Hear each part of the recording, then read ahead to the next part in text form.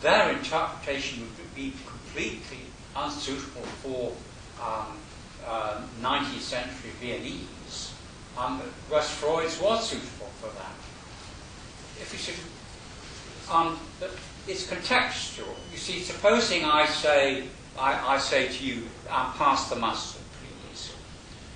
You see, well, what is the meaning of that? You see, now we all know what the meaning that English sentence says. But obviously, if I say to you, pass the mustard, please, it can't be, unless I've gone dotty, it's inappropriate to say. So I'm giving that sentence simply as an example. So pass the mustard, please, in this context, doesn't mean pass the mustard, please. I'd be astonished if you leapt up and went out the door and passed the mustard, if you see what I mean. But I'm using this as an example. Meaning is intensely contextual, in other words. Or think of a poem, you see. A poem, you can have different interpretations of a poem, but it's very difficult to say what is the right interpretation of a poem. And of course this applies to psychotherapy. The evidence in psychotherapy is actually, as you all know, that it's whether the therapist and the client, so to speak, meet each other, whether the client feels understood by the therapist.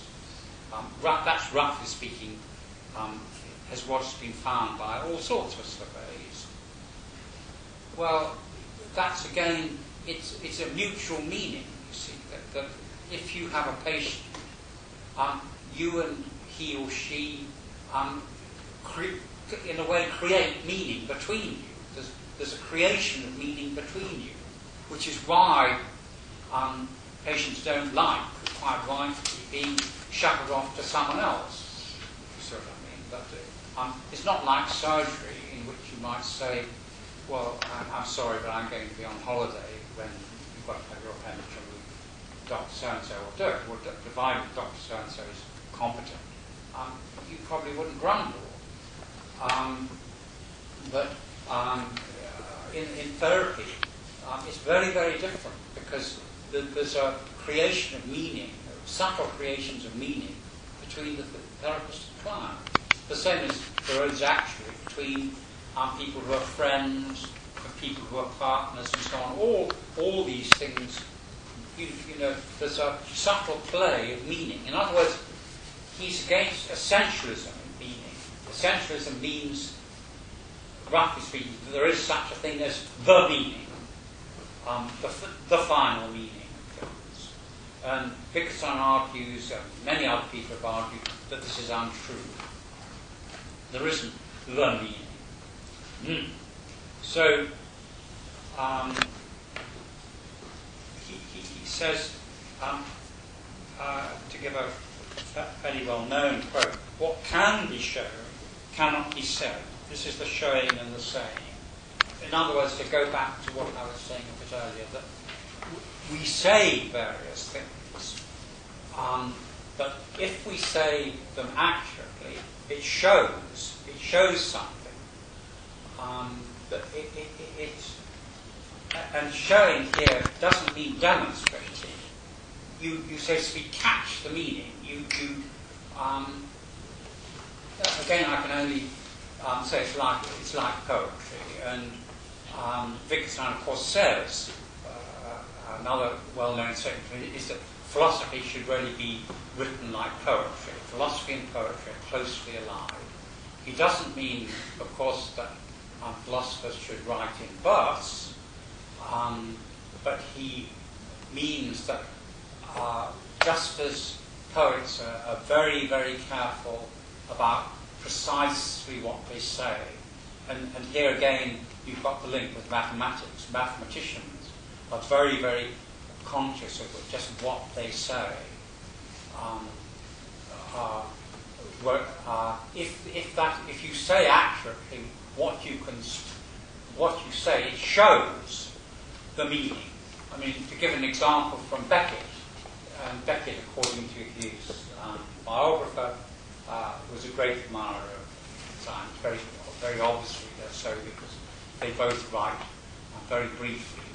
Wittgenstein's writing is brief, aphoristic. He's very fond of aphorisms. He didn't go on and on and on like some people do. And I was thinking to myself, yeah, okay. You see, well, this is quite a good example, because